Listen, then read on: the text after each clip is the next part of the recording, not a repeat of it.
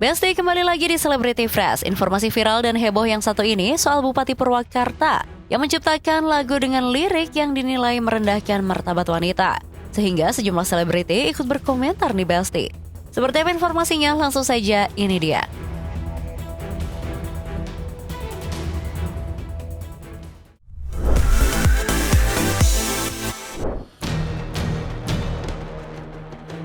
Besti dunia maya kembali memanas. Sebuah lagu ciptaan Bupati Purwakarta, Saipul Bahri bin Zain, mendadak menjadi sorotan publik. Bukan karena melodinya, melainkan liriknya yang dinilai mengandung unsur merendahkan perempuan.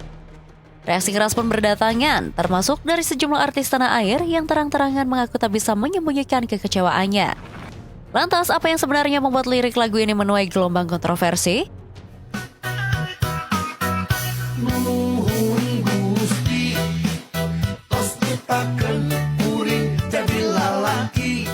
Sebuah karya yang seharusnya menjadi sarana hiburan justru berubah menjadi pemicu perdebatan di Besti. Lagu ciptaan Bupati Purwakarta ramai diperbincangkan setelah penggalan liriknya beredar luas di media sosial. Sejumlah kalimat di dalam lagu tersebut dinilai tidak pantas, khususnya karena dianggap menggambarkan perempuan dengan cara yang merendahkan dan menyinggung pengalaman sensitif. Tak butuh waktu lama, kolom komentar pun dipenuhi kritik dari masyarakat. Gelombang reaksi kemudian datang dari kalangan selebritas. Salah satunya disampaikan oleh kreator konten Gifri Tak yang secara terbuka mengaku kecewa. Menurutnya, sebagai seorang pemimpin daerah, seharusnya pesan yang disampaikan kepada masyarakat adalah pesan yang membangun, bukan justru menghadirkan lirik yang berpotensi melukai perasaan kaum perempuan. Aduh, Bapak Bupati, izin nih ya Pak, mohon maaf nih, itu liriknya sangat melecehkan kami para wanita. Bapak juga kan dilahirkan dari seorang wanita, dan gak seharusnya lirik-lirik seperti itu keluar dari mulut seorang pemimpin seperti Bapak. Seharusnya kan masih banyak tuh Pak lirik-lirik yang mengedukasi, yang membangun. Itu harusnya yang Bapak buat lagunya, bukan yang seperti itu Pak. Kalau itu sama aja Bapak merendahkan wanita, harga diri wanita itu. Aduh, apalagi di situ ada kata-kata SMP, guguran 7 kali, kan nggak pantas Pak. Seharusnya Bapak Bupati yang terhormat jangan membuat seperti itu dong liriknya Pak. Ya, saya juga sebagai wanita merasa dilecehkan dengan lirik-lirik yang Bapak buat. Dalam pernyataannya, Gifri Tak juga menyoroti salah satu penggalan lirik yang menyebut pengalaman keguguran yang dialami anak yang masih duduk di bangku sekolah. Baginya, pengalaman tersebut bukanlah sesuatu yang layak dijadikan bahan candaan ataupun dikemas menjadi lirik lagu. Terlebih jika disampaikan oleh seorang pejabat publik yang seharusnya menjadi teladan. Pernyataan itu pun mendapatkan banyak dukungan dari warganet yang memiliki pandangan serupa nih Besti. Senada dengan Gifri Tak, penyanyi Selfie Kitty juga ikut menyampaikan pendapatnya. Meski mengakui bahwa kisah dalam lirik tersebut mungkin saja terjadi di kehidupan nyata, Selfie menilai penyampaiannya tetap tidak etis jika dijadikan lagu dan dinyanyikan oleh seorang kepala daerah. Nah itu juga kayak kurang pantas ya kalau misalkan emang itu diciptakan oleh seorang bupati gitu ya. Terus dinyanyikan juga, ya menurut aku kayaknya agak sedikit kurang etis aja sih Pak, kayak mengumpamakan seorang perempuan seperti, walaupun memang kenyataannya mungkin ada juga yang seperti itu ya, tapi alangkah baiknya nggak kayak gitu sih. Tak berhenti sampai di situ Besti, Selfie Kitty kembali menegaskan bahwa sebagai seorang perempuan, dirinya merasa penggambaran seperti itu tidak layak dijadikan bagian dari sebuah karya musik. Menurutnya, seorang pemimpin memiliki tanggung jawab moral untuk menghadirkan pesan-pesan yang lebih edukatif dan membangun dibandingkan menghadirkan lirik yang berpotensi memicu kontroversi. Tapi kalau aku sebagai perempuan kayaknya tuh gak pantas gitu ya dijadiin lirik kayak gitu kan, sampai harus bilang SMP anak kelas 3 pernah keguguran 7 kali. Nah itu tuh kayak kurang pantas Pak kalau dikeluarkan oleh seorang bupati atau pemimpin daerah. Seperti itu sih. Kontroversi ini pun terus bergulir di berbagai platform media sosial. Di tengah memanasnya perdebatan, muncul pula anggota DPR RI Komisi 8, Bu Cinta atau Atalia Praratya, yang turut menyayangkan munculnya lirik tersebut nih Besti. Bu Cinta menilai seorang pejabat publik semestinya menjadi teladan dalam memilih kata dan menyampaikan pesan kepada masyarakat. bukan justru menimbulkan kontroversi yang berujung melukai kelompok tertentu. Reaksi beruntun dari para selebriti ini pun membuat polemik semakin meluas dan memicu diskusi publik tentang batas kebebasan berkarya, etika berbahasa, serta tanggung jawab moral seorang pemimpin. Akankah kontroversi ini berujung pada klarifikasi atau bahkan evaluasi terhadap karya tersebut? Ataukah perdebatan ini akan terus bergulir menjadi pengingat bahwa setiap karya, terlebih yang lahir dari seorang pemimpin, selalu datang bersama dengan tanggung jawab sosial yang tak bisa dipisahkan? Informasi selanjutnya, ada kuasa hukum Pice Kota yang buka suara terkait sidang terbaru sang klien. Pice Kota yang terbukti di persidangan tidak bersalah. Seperti apa informasinya? Langsung saja, ini dia.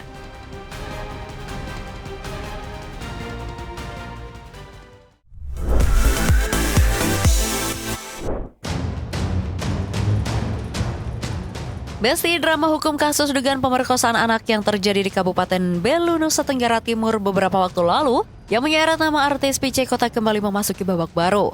Di tengah statusnya yang masih menyandang tersangka, pihak kuasa hukum justru melontarkan pernyataan yang mengejutkan. Mereka mengklaim bahwa fakta yang terungkap di persidangan malah mengarahkan bahwa Pice Kota bukanlah pelaku. Benarkah titik terang mulai terlihat ataukah ini baru awal dari pertarungan hukum yang lebih besar? Sidang terbaru yang berkaitan dengan perkara hukum yang menjerat Pice Kota kembali menyita perhatian publik. Di tengah berbagai spekulasi yang beredar, kuasa hukum Pice Kota muncul dengan keyakinan penuh. Mereka menyebut fakta yang muncul dalam persidangan justru memberikan angin segar bagi pihaknya.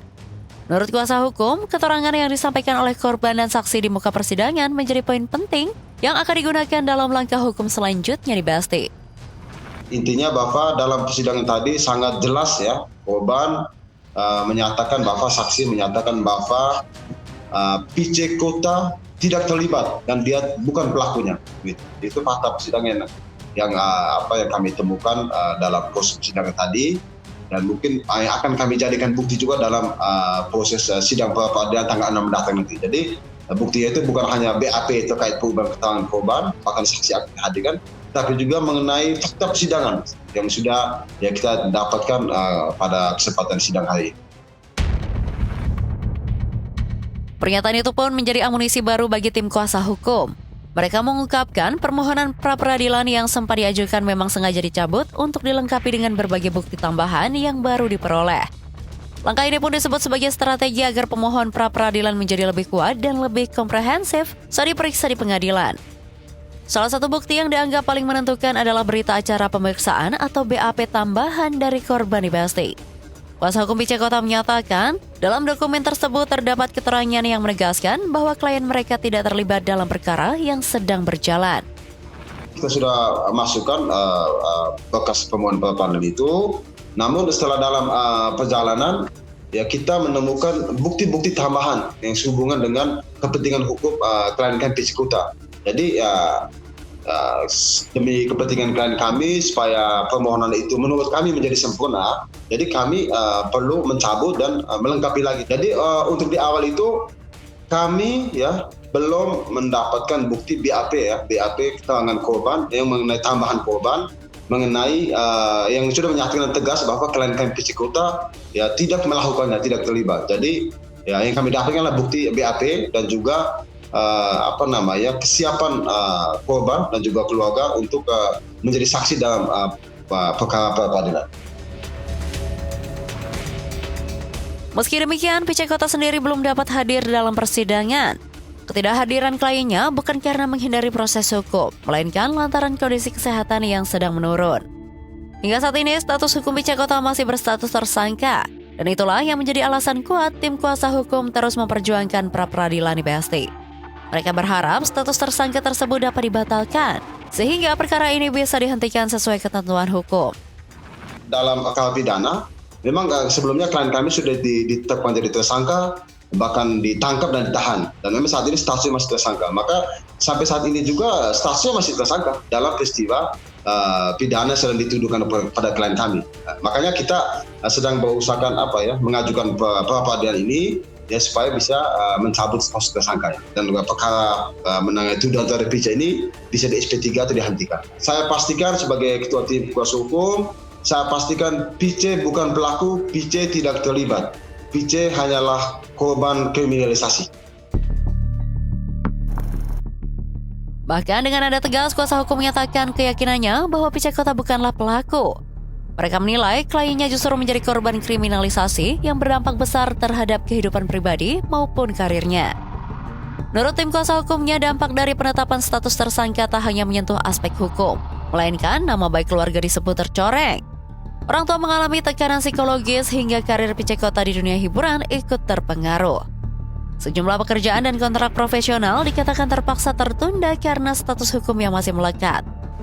Dalam perkara ini ya bukan hanya kerugian material tapi imaterial juga ya. Nama baik keluarga besar ya untuk Pice bapaknya itu juga sebagai wakil anggota DPRD Kabupaten Belu ya juga ya sangat boleh dibilang ya sangat sedih lah nama pencemaran baik terjadi pada keluarga ini. Ya bahkan ibunya juga sampai sakit-sakit, ya keluarga juga sampai mengalami pembunuhan karakter lah. Jadi sangat ya kalau mau dibilang ini sama saja dengan pengadilan sosial dalam saya sosial melalui media kan jadi dibully habis-habisan. Bahkan termasuk kami sebagai kuasa hukum juga dibully gitu. Seolah kami membela Pice yang sebagai pelaku dan penjahat. Dia meninggalkan banyak pekerjaannya dia. Kontrak di TV juga beberapa juga akhirnya juga belum bisa dilakukan karena memang status dia masih sebagai tersangka. Jadi memang soal kerugian itu ya mungkin publik sudah tahu lah. Yang jelas miliar bahkan triliunan gitu. Karena sudah banyak hilang omsetnya sebagai artis. Tak berhenti di situ saja nih BSD, kuasa hukum juga memberikan sinyal akan menempuh langkah hukum berikutnya apabila pra-peradilan nanti dikabulkan. Mereka menyatakan tengah mempertimbangkan gugatan terhadap pihak yang menetapkan dan menahan Pice Kota dengan alasan reputasi kliennya telah mengalami kerugian besar. Langkah tersebut menurut mereka akan dipertimbangkan setelah ada putusan pengadilan. Jika nanti pra-peradilan ya Pice memenangkan perkara ini dinyatakan dihentikan perkara ini atau di SP3 kan, maka kami pun tidak mungkin tinggal diam ya.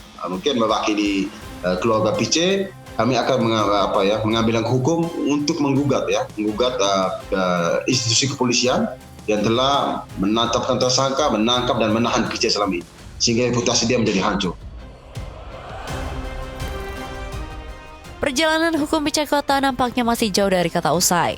Di satu sisi, kuasa hukum yakin bahwa fakta persidangan mendukung klaim mereka, dan di sisi lain, proses hukum masih berlangsung. Dan hasil pra-peradilan akan menjadi salah satu penentu arah kasus ini. Lalu, akankah pra-peradilan menjadi titik balik bagi Pice Kota? Ataukah persidangan ini masih akan menyimpan kejutan-kejutan lainnya? Oke BSD, jangan kemana-mana dulu karena setelah ini masih ada informasi seru lainnya. So, tetap di Celebrity Fresh.